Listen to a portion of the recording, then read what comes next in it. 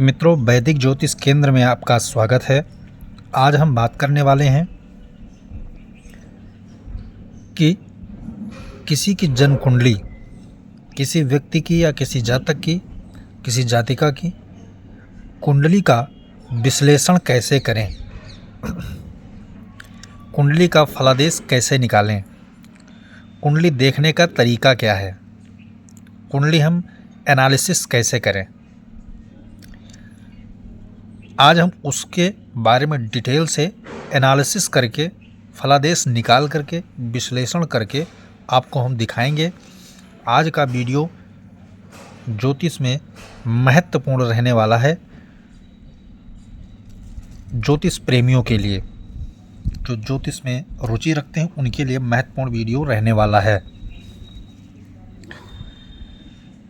चलिए video start करते हैं। आप ये मेरा जो आज का विषय है वो जान सकते हैं, कुंडली फलादेश विधि जाने कैसे करें। ठीक है ना, यानी कि कुंडली का निरीक्षण, परीक्षण या विश्लेषण कह लो, फलादेश विधि निकालने का तरीका, यानी इनकी कुंडली क्या कहती है उसके बारे में हम चर्चा करेंगे और बाकायदा फलादेश करके आपको दिखाएंगे हम। ठीक है, चलिए कुंडली स्टार्ट करते हैं। सबसे पहले ये जिस जातक की ये कुंडली हमने बनाई है उनका आप देख सकते हैं 20 तारीख दूसरा महीना 1972 को इनको जन्म हुआ है। समय रात्रि का इनका जन्म है 12:15 पर। ठीक है ना, जन्म स्थान हमने गोपनीय रखा है इसलिए हम केवल आपको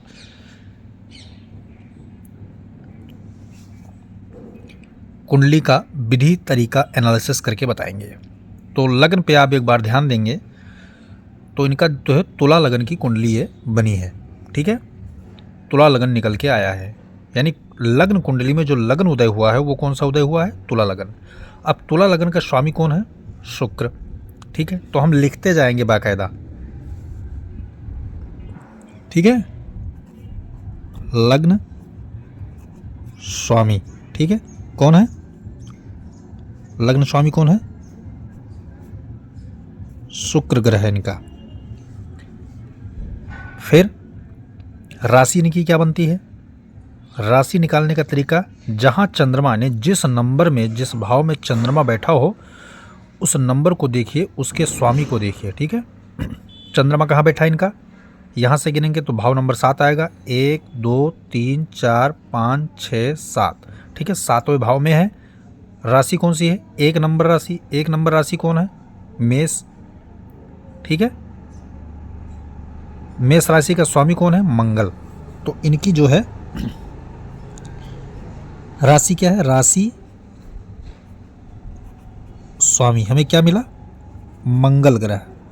ठीक है, मंगल ग्रह, मंगल ग्रह हमें जो है राशि स्वामी प्राप्त हुआ। अब हम बात कर लेते हैं कि इनका जो सबसे पहले हम कर्म कुंड क्षेत्र की बात करते हैं। वैसे 12 भाव की हम चर्चा करेंगे, लेकिन कर्म क्षेत्र की बात कर लेते हैं। तो इनका कर्मेश कौन है? कर्मेश यहाँ 4 नंबर लिखा है। 10वां भाव ये है। यहाँ से गिनेंगे, जब गिनने का तरीका आपको पता है, इधर से गिनते आएंगे तो ये भाव नंबर 10 हो गया जो कर्म का स्थान है, और यहाँ 4 नंबर लिखा है तो ये कर्क राशि होगी। कर्मेश कौन हो गया इनका?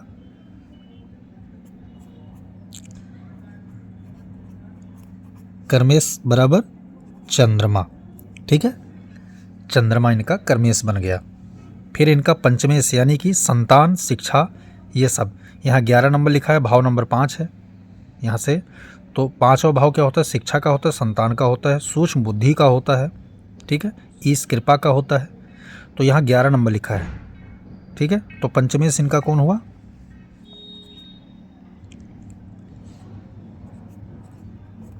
पंचमेश। ठीक है, पंचमेश इनका हुआ शनि। 11 नंबर कुंभ राशि होता है ना, शनि हुआ। फिर इनका जो है सप्तमेश कौन बना? हमने क्या कहा था? सप्तमेश भी कौन बनेगा? मंगल ही बनेगा, क्योंकि चंद्रमा सप्तम भाव में बैठा है और 1 नंबर लिखा है। तो इनका सप्तमेश भी कौन हुआ? अर्थात राशेश भी हो गया और सप्तमेश भी हो गया। कौन हो गया? मंगल। सप्तमेश क्या निकला? मंगल। ठीक है, अब हम भाग्येश निकालेंगे तो यहाँ से गिनेंगे 9 नंबर, 1 2 3 4 5 6 7 8 9। ये 9 नंबर भाग्य का स्थान है। यहाँ 3 नंबर लिखा है। 3 नंबर अर्थात कौन सी राशि? पिछले वीडियो को जो लोगों ने देखा होगा उनको पता होगा, राशि की संख्या 3 नंबर मिथुन राशि। तो इसका स्वामी कौन हुआ? बुध। अर्थात इस लग्न कुंडली का भाग्येश कौन है? बुध। ठीक है, अब हम इनकमेश को निकाल लेते हैं, यानी आयेश। तो यहाँ से गिनेंगे तो ये 11वां भाव आएगा, ये 10वां हुआ तो ये 11वां। यहाँ 5 नंबर लिखा है, ये आय का भाव होता है, इनकम का भाव होता है। तो इनकमेश कौन हुआ इनका? आयेश। आयेश इनका हो गया सूर्य। 5 नंबर लिखा है ना, 5 नंबर सिंह राशि, उसका स्वामी कौन हुआ? सूर्य। तो ये हो गया आयेश। हमने लगभग सभी भावों का लगभग निरीक्षण कर लिया है। हमने लग्नेश को कर लिया, अब चतुर्थेश को निकाल लेते हैं। सुख का ये जो स्थान होता है, माता का स्थान होता है, भूमि भवन वाहन सब लग्जरी, यानी जितने सुख सुविधा के साधन है यहीं से देखते हैं हम। तो यहाँ से गिनेंगे तो चौथा भाव आएगा। यहाँ 10 नंबर लिखा है, मकर राशि हो गई। तो चतुर्थेश इनका कौन है? चतुर्थेश बराबर शनि, यानी मकर राशि। क्या स्वामी कौन है? शनि। अब बचे हमारे पास कौन? छठा भाव रोगेश।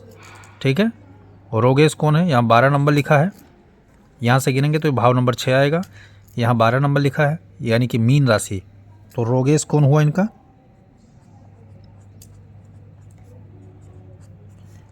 गुरु। मीन राशि का स्वामी कौन है? गुरु। अब हमें निकालना है तीसरे घर का स्वामी पराक्रमेश। यहाँ से गिनेंगे तो ये तीसरा भाव आएगा। तो ये पराक्रमेश कौन है? फिर गुरु हो गया। 9 नंबर धनु राशि, पराक्रमेश। ठीक है,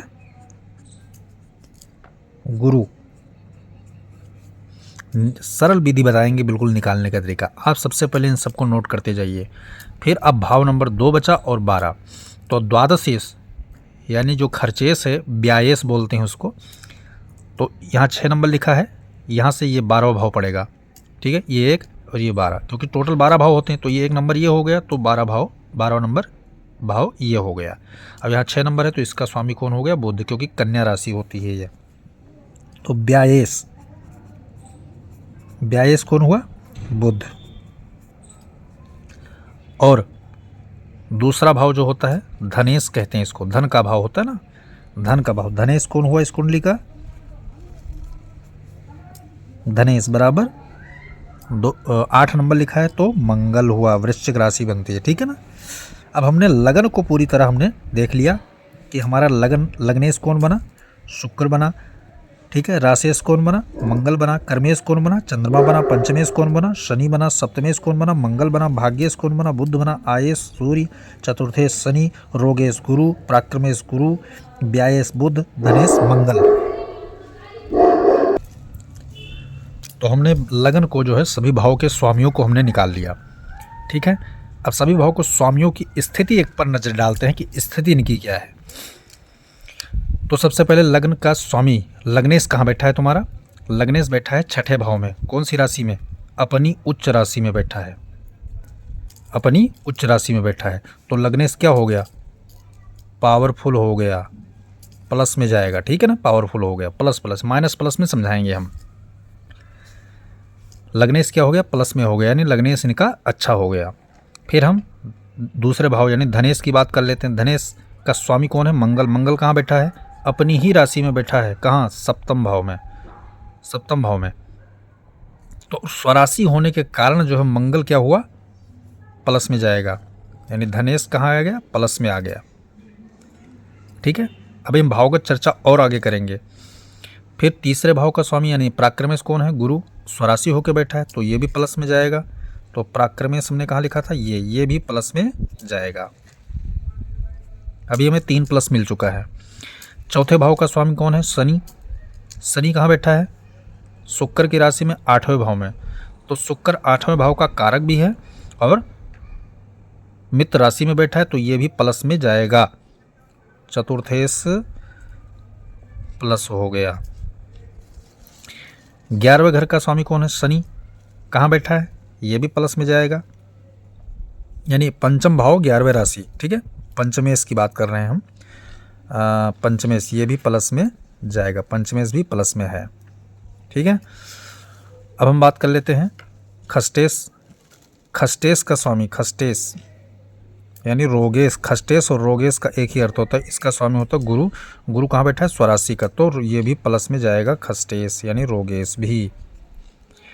सप्तमेश की बात करें तो सप्तमेश यानी मंगल स्वराशि होकर बैठा है, तो ये भी प्लस में जाएगा, सप्तमेश भी प्लस में आ गया, ठीक है। अष्टमेश कौन है? शुक्र है। शुक्र कहाँ बैठा है?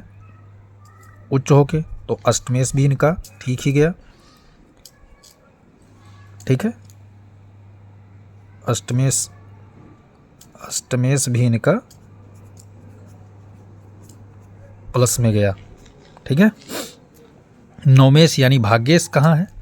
भाग्येश का स्वामी सूर्य के साथ में मित्र राशि में, सूर्य के साथ में मित्र राशि में, तो मित्र राशि में बुध बैठा है, तो इसको हम प्लस दे देंगे, ठीक है। भाग्येश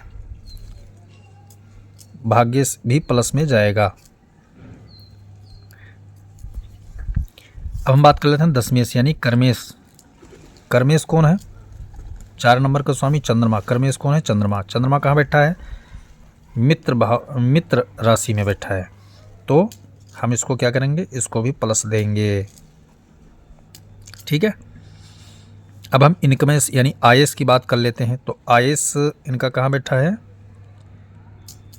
आयस का स्वामी सूर्य। सूर्य कहाँ बैठा है? शत्रु। आयस इनका खराब हो गया, इनकमेश इनका जो है खराब हो गया, लेकिन बुध के साथ में बैठक योग का निर्माण कर रहा है, ठीक है ना। तो क्या है, इसको अभी हम योग को नहीं ले रहे हैं, केवल हम राशिगत बल निकाल रहे हैं, तो आयस इनका गड़बड़ होगा। क्यों? शत्रु राशि, परम शत्रु राशि में बैठा हुआ है, तो आयस इनका क्या हुआ? माइनस में गया। अब हम बात कर लेते हैं द्वादशेश यानी ब्यायस, खर्चे के भाव को। तो ब्यायस कौन है? बुध। बैठा कहाँ है? तो ये भी प्लस में जाएगा। ये हमने राशि बल निकाला। राशि बल में कौन ग्रह खराब निकल के आया? सूर्य, ठीक है। और चतुर्थ भाव मकर राशि में राहु अगर इनका आया है, तो राहु भी प्लस में। राहु केतु की कोई राशि नहीं होती, इसलिए इनको हम वैसे लिख देते हैं, ठीक है। तो ये भी प्लस में है। केतु माइनस में रहेगा, क्योंकि वो चंद्रमा की राशि में बैठा है, कर्क राशि में, तो शत्रु राशि ग्रहण लगा रहा है वहाँ, तो ये माइनस में जाए। यानी 3 ग्रह में प्राप्त हुए, 9 में से 3 ग्रह में माइनस में गए राशि बल के अनुसार, और बाकी जो 6 ग्रह हैं वो प्लस में आए, ठीक है। अब हम योग की बात कर लेते हैं, तो चंद्रमंगल नाम का इनका जो है केंद्र में योग बन रहा है, चंद्रमंगल, तो एक प्लस हम योग के चंद्रमंगल योग को दे देते हैं, एक प्लस और, ठीक है। योग, एक योग और बन रहा है बुध आदित्य योग, तो एक प्लस और दे देते हैं इनको हम बुध आदित्य योग के लिए, ठीक है। चंद्रमंगल योग और बुध आदित्य योग, 2 राजयोग इनके अंदर कुंडली के अंदर बन रहा है, ठीक है। अब हम बात कर लेते हैं कि भावगत चर्चा कर लेते हैं। तो लग्नेश कहाँ बैठा है? 6ठे भाव में उच्च होके, तो यहाँ पर ज़्यादा असर नहीं पड़ा कि 6, 8, 12 खराब भाव जरूर है, परंतु यहाँ असर नहीं पड़ा। क्यों नहीं पड़ा? क्योंकि उच्च होके चला गया, तो यहाँ पर क्या है, लग्नेश खराब नहीं हुआ, तो एक प्लस हम और इसको दे देंगे कि यहाँ भी भावगत भी ये सही माना गया, ठीक है। द्वितीय मार्केश कौन है? मंगल, और सप्तम भाव का स्वामी कौन है? मंगल, तो मंगल यहाँ भी मार्केश, यहाँ मार्केश, यानी प्रबल मार्केश हो गया। सप्तमेश और द्वितीयश भी खराब हो गए। कहाँ गया? सप्तमेश माइनस, और धनेश कहाँ गया? माइनस, यानी यहाँ जो प्लस प्लस थे दोनों स्वराशि के कारण, उसका उनको अलग प्रॉफिट मिलेगा, परंतु भावगत जब की स्थिति हमने चेक की तो मंगल क्या आ गया? माइनस माइनस में आ गया, क्योंकि इस कुंडली का प्रबल मार्केश मारक ग्रह कौन बन गया? मंगल, जिनकी दोनों राशि मारक भाव में आ गई, ठीक है ना। अब हम बात कर लेते हैं तृतीयश यानी बाधकेश जो होते हैं। बाधक भाव कौन से हमने बताया था सूत्र में? तीसरा भाव, 11वां भाव, दोनों कौन है? बाधक। इसका स्वामी कौन है? स्वराशि होकर बैठ गया, इसलिए बाधक का दोष इसको नहीं लगा, तो प्राक्रमेश कहाँ गया? प्लस में फिर जाएगा, ठीक है, यानी डबल प्लस में आ गया। और सूर्य कहाँ बैठा है? तो सूर्य फिर एक माइनस और पा गया, यानी कि इनकमेश आयस जो है ना, आयस फिर एक माइनस पा गया, डबल माइनस में आ गया। ठीक है। चतुर्थेश शनि कहाँ बैठा है? कारक भाव में बैठा है, मित्र राशि में बैठा है, लेकिन भाव कौन सा है? 8वां भाव, जहाँ का कारक है। ठीक है। और क्रूर ग्रह भी है, तो क्रूर ग्रह अष्टम भाव में उतना हानिकारक नहीं, उतना कमजोर नहीं होते हैं, तो शनि को भी हम प्लस देंगे। चतुर्थेश प्लस में है, कहाँ है? चतुर्थेश एक और प्लस में जाएगा। इसी प्रकार से जो है पंचमेश भी प्लस में जाएगा। ठीक है, पंचमेश भी प्लस में जाएगा, यानी शनि यहाँ भी एक प्लस पा गया। अब हम खष्टेश की बात कर लेते हैं, तो इसका स्वामी गुरु, फिर वो स्वराशि हो गया, तो खष्टेश भी जो है यानी रोगेश फिर एक प्लस में आ गया। ठीक है। सप्तमेश क्या है? माइनस में गया। अष्टमेश शुक्र कहाँ बैठा है? उच्च होके बैठा है। कौन से? अपनी उच्च राशि में, तो क्या होगा? प्लस में जाएगा। अष्टमेश फिर प्लस पा गया। भावगत चर्चा कर रहे हैं हम। फिर भाग्येश की बात करें, बुध कहाँ बैठा है? मित्र राशि में है, पंचम भाव में है। ठीक है। और नवम से नवम भी है, तो कुल मिला के ये क्या बोलेंगे हम? ठीक, कौन सा? भाग्येश। भाग्येश कहाँ है? एक और प्लस देंगे इसको हम। कर्मेश कौन बना? चंद्रमा। चंद्रमा कहाँ बैठा है? मंगल की राशि में बैठा है, मेष राशि में, और भाव क्या है उसका? मार्केश के साथ बैठा है। तो भावगत चंद्रमा यहाँ क्या हुआ? खराब हो गया, क्योंकि वो मंगल के साथ बैठा हुआ है। तो मार्केश मंगल को दोष लगा, चंद्रमा को नहीं लगा, इसलिए जो है कारकेश इनका जो है वो हम ठीक मानेंगे। कर्मेश जो है उनका ठीक है, कोई खराब इतना नहीं हुआ। तो चंद्रमा क्या है? प्लस में जाएगा। यहाँ हमने कहा था राशि का फल मिला, किसको मिला? उसके मित्र ग्रह को मिला, मंगल को नहीं मिला।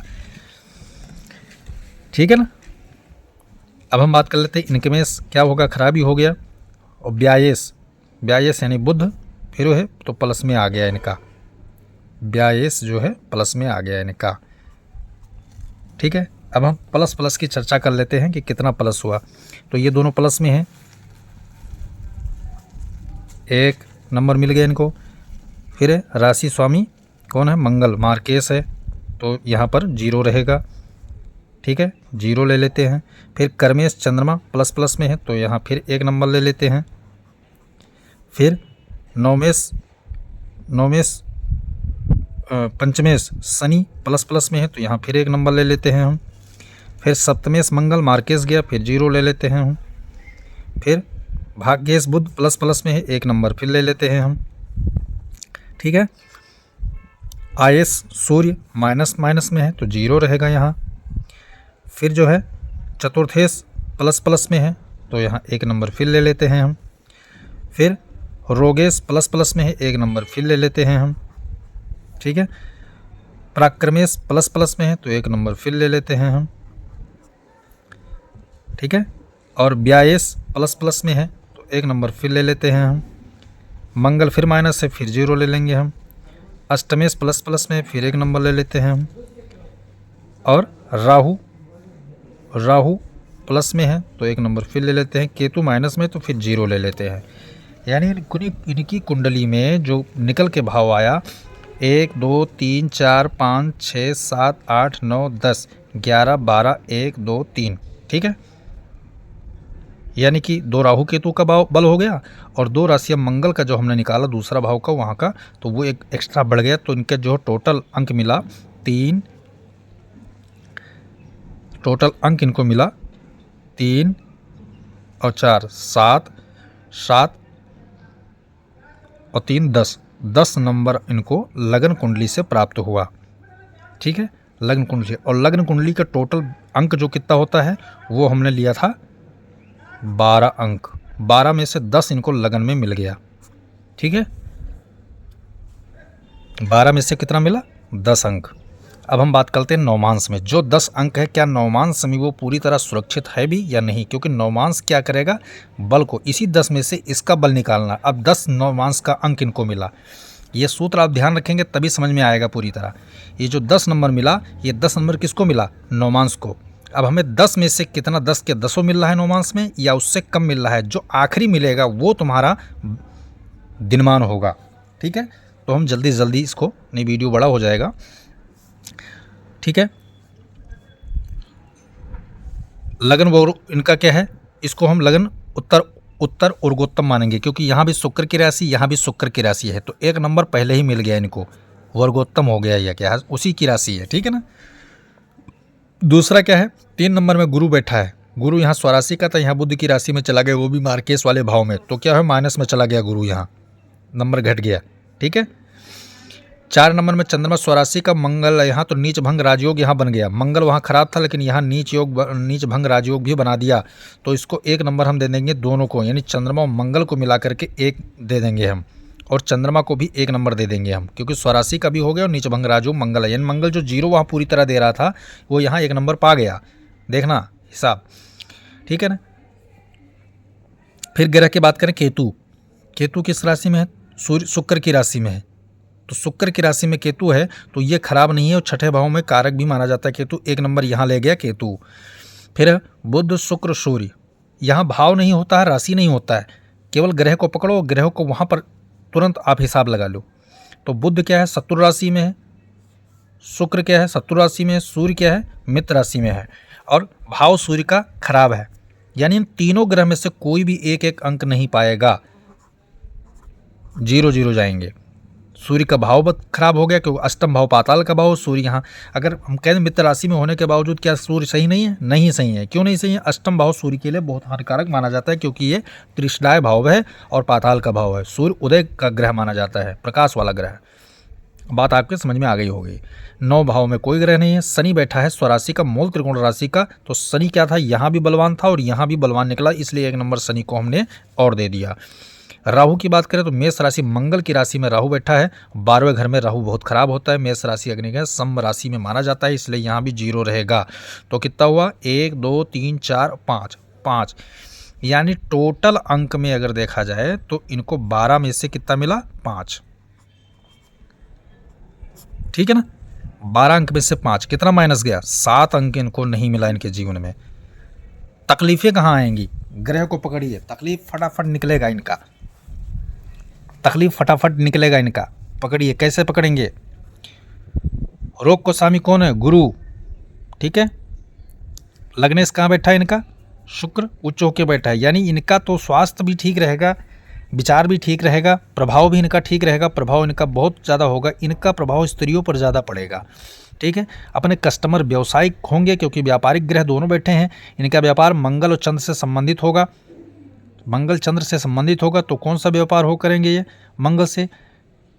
नौकरी ये सरकारी पाएंगे नहीं, क्योंकि राहु बैठा हुआ है, केतु बैठे हैं वहाँ 10वें भाव में और चतुर्थ भाव में सारा, सूर्य इनका खराब हो गया, सरकारी नौकरी मिलेगी नहीं, तो इनका क्या हुआ, चंद्र मंगल से संबंधित, तो इनके क्या है कि कारपेंटर जैसे कार्य करेंगे, मंगल चंद्र से संबंधित कारपेंटर का काम आता है, वनस्पतीय स्त्रियों पेड़ कारपेंटर, ठीक है, इनका सबका काम इनके करने, और वास्तव में ये वर्तमान समय में कारपेंटर ही काम कर रहे हैं, क्योंकि चंद्र मंगल की युति में जो काम आते हैं वो कारपेंटर का पहला ही कर्म आता है, आप ये भी जान लीजिए, ठीक है ना।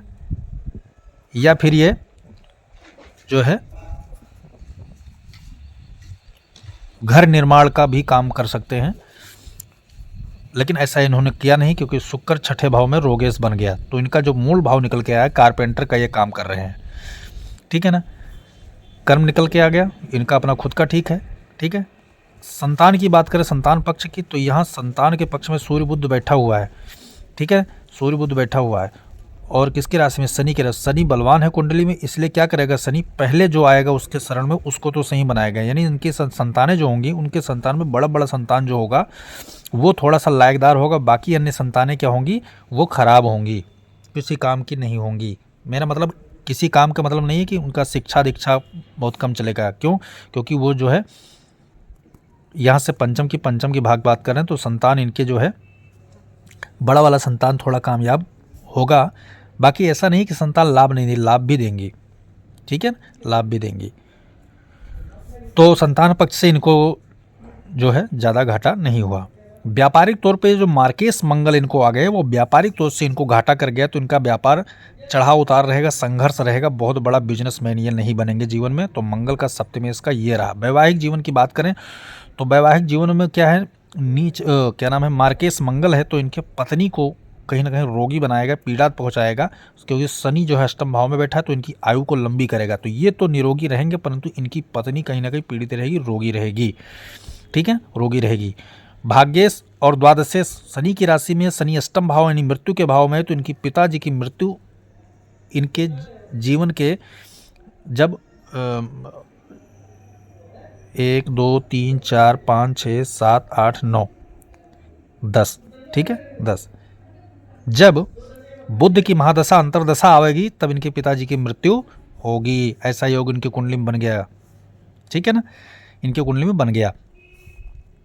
अब हम बात कर लेते हैं अष्टमेश आयु इनकी तो लंबी हो ही गई। ठीक है, दुर्घटना आदि योग से इनका रक्षा होगा, शनि करेगा, शनि में मजबूत है, कोई दिक्कत वाली बात नहीं। भाग्य इनका क्या करेगा, कमजोर रहेगा। किसके भरोसे रहेगा, वो शनि के भरोसे ही रहेगा। तो कर्म करेंगे तो पैसा आएगा, कर्म के द्वारा ही पैसा करवाएंगे। एक्स्ट्रा इनकम इनके पास कुछ नहीं, लकीली इनकम इनके पास कुछ नहीं है।